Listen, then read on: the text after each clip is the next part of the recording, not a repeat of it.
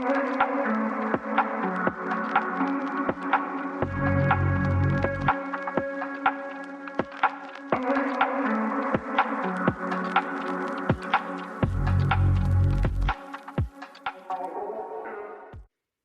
and welcome back to another episode of the Grow Through It podcast.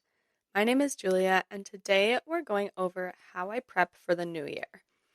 So there's going to be lots of journal prompts, so make sure you have your journals ready or come back to this episode once you have your journal. But even if you can't journal right now, there is still valuable information, so you can listen along.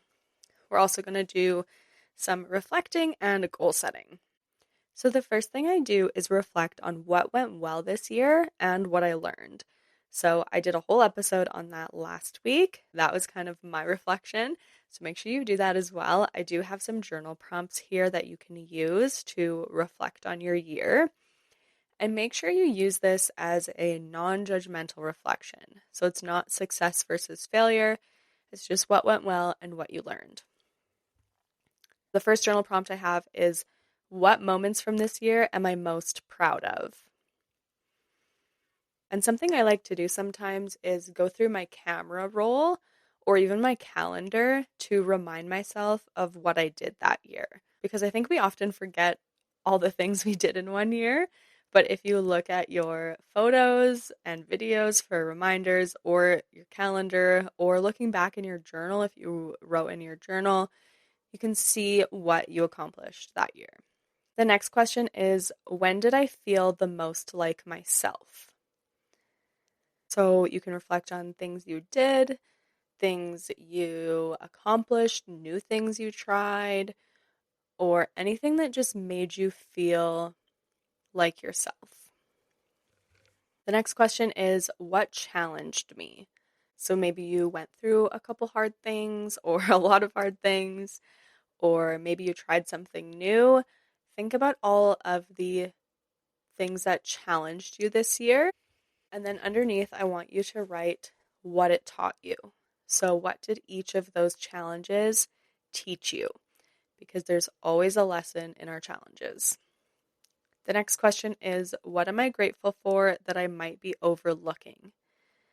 So you can even use the previous question as help with this, because I think when we find the lessons in the struggles, we can often find gratitude in it as well. So what are you grateful for that you might not have seen before?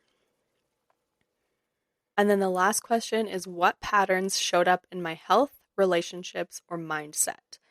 So did anything show up for you in those three categories that came up consistently or you saw a pattern with? The next thing I like to do is write a list of things I want to do more of and a list of what I want to do less of. Some prompts you can use to figure these out are, what gave me energy this year? So think of all the things that gave you energy or brought you joy. And then you can ask yourself, what consistently drained me?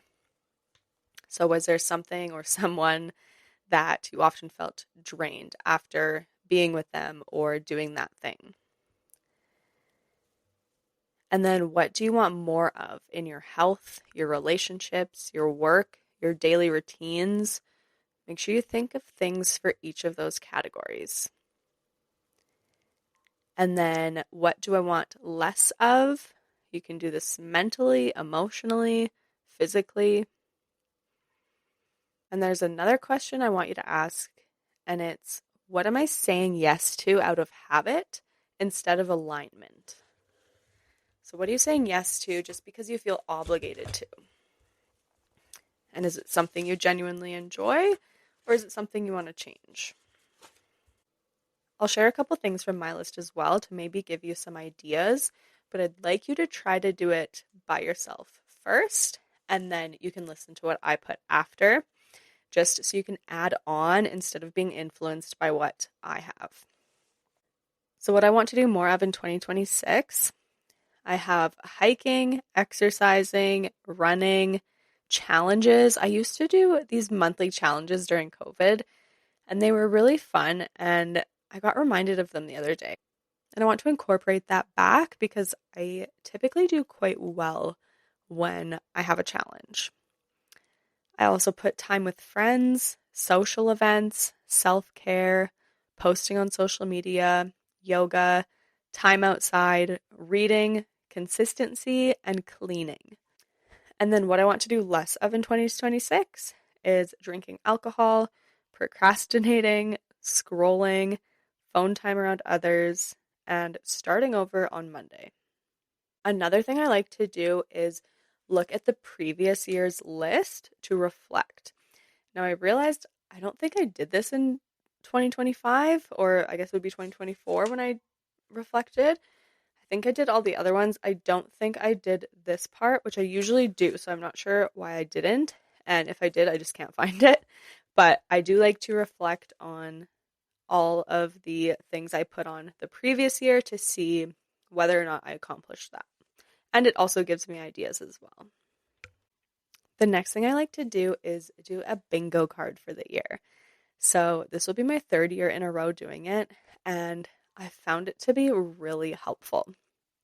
So what I do is I have a piece of paper, I put 25 squares on it, and I choose goals that I want to accomplish that year. I'll have like a free space of turning whatever age I'll be turning that year. And then I'll put some things like for physical, for mental, for emotional, social, relationships. And when I accomplish those things, I cross them off. So I try to choose things that I know I will probably accomplish and then some harder goals as well. So my 2025 bingo card, at the beginning of the year, I was more hopeful that my injuries would be gone sooner, but they really weren't. So I didn't accomplish a ton of what I have, but the things I did accomplish, I'm really proud of. And I don't think I would have done them without the bingo card. So this really keeps me accountable. And I put it up in my bedroom right above my desk so that I see it every day. I like this better than a vision board because it's tangible things I can do, not just like look at and hope for, but it's things I can do to help me get to my goals.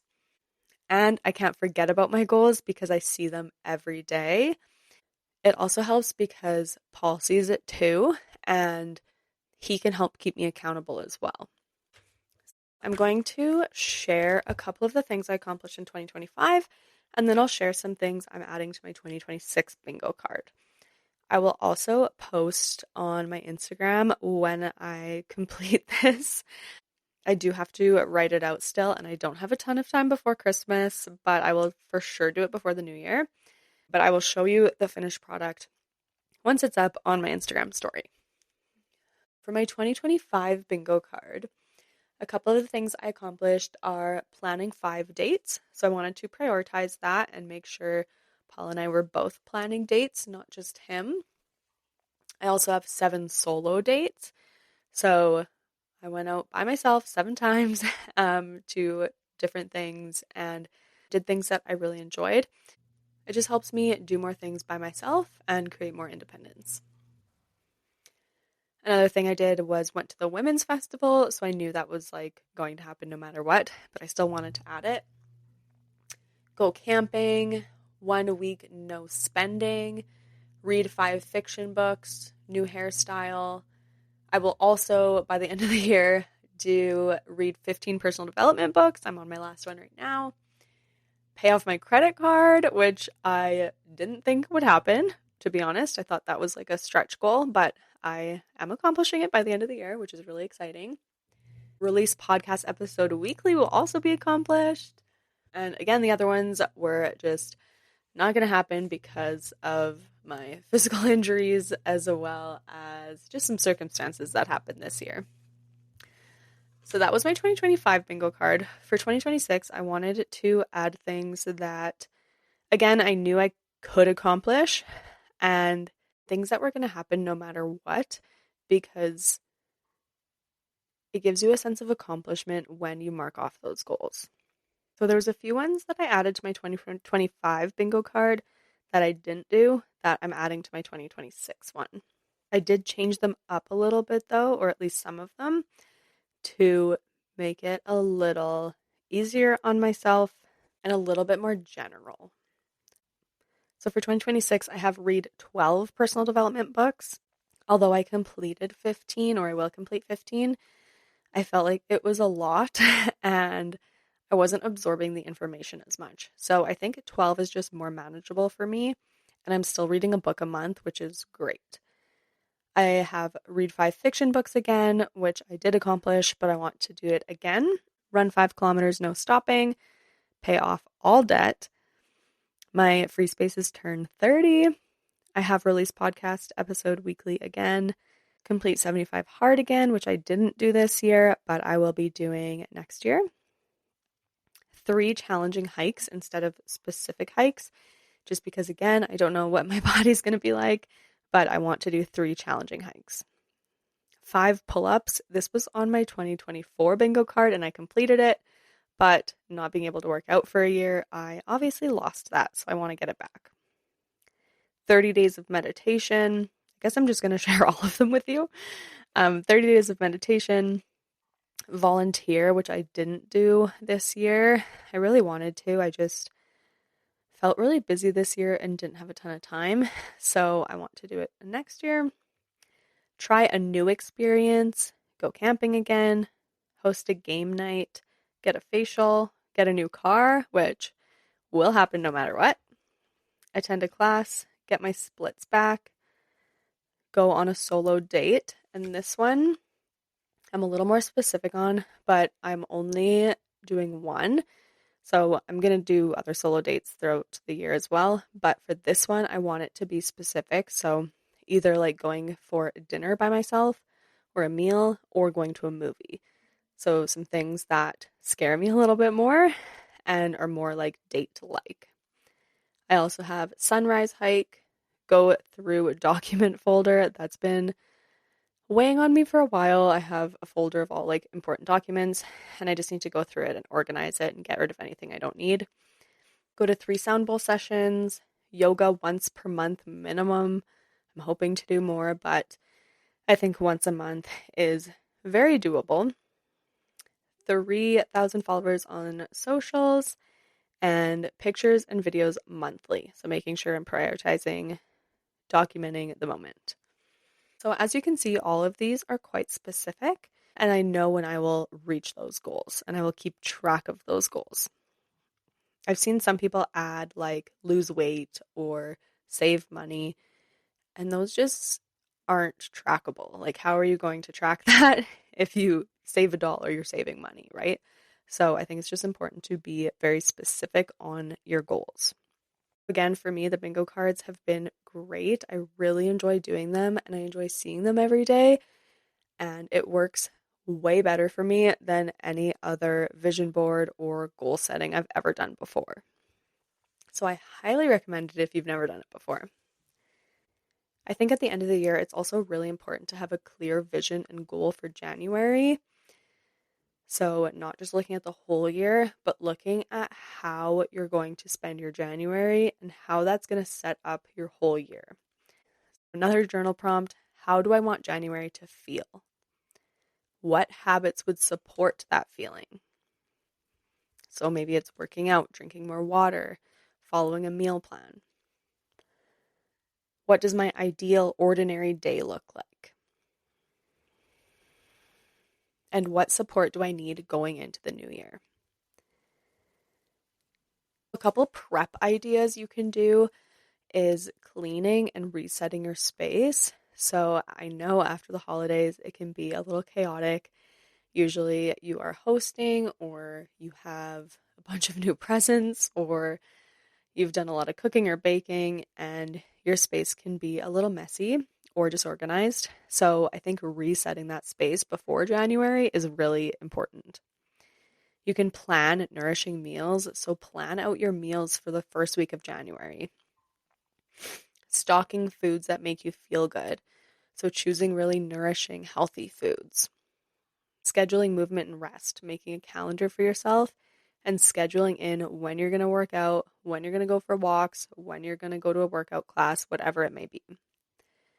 And then choose one non-negotiable habit. So this can be something from your bingo card. choose one thing that you're going to accomplish in January. Lastly, I just want to remind you, looking into the new year, you don't need to reinvent yourself or change everything all at once. Growth doesn't have to be aggressive. It can be slow and gradual, and just make sure it's aligned with what you want. So, 2 more journal prompts before we go. Number 1 is, who am I becoming this year? So, what kind of person do you want to be? And lastly, what version of me feels most at peace? That is it for today's episode. It was short and sweet, but I think there's some really great journal prompts in here, and I really hope you guys do your bingo cards. If you do, I would love to see it. You can send me it on Instagram through DMs, or you can post it on your story and tag me. My Instagram is at growthroughit.pod. If you have any questions or want to share anything, you can also message me on there or use the anonymous link in the show notes. And I would be so grateful if you would rate and review this podcast and follow or subscribe and share it with someone you think would benefit from it. I hope you guys have a great holiday season. Spend lots of time with friends and family and stay healthy. Merry Christmas if you celebrate Christmas. And as always, thank you so much for listening. And remember that you are worthy. See you next time.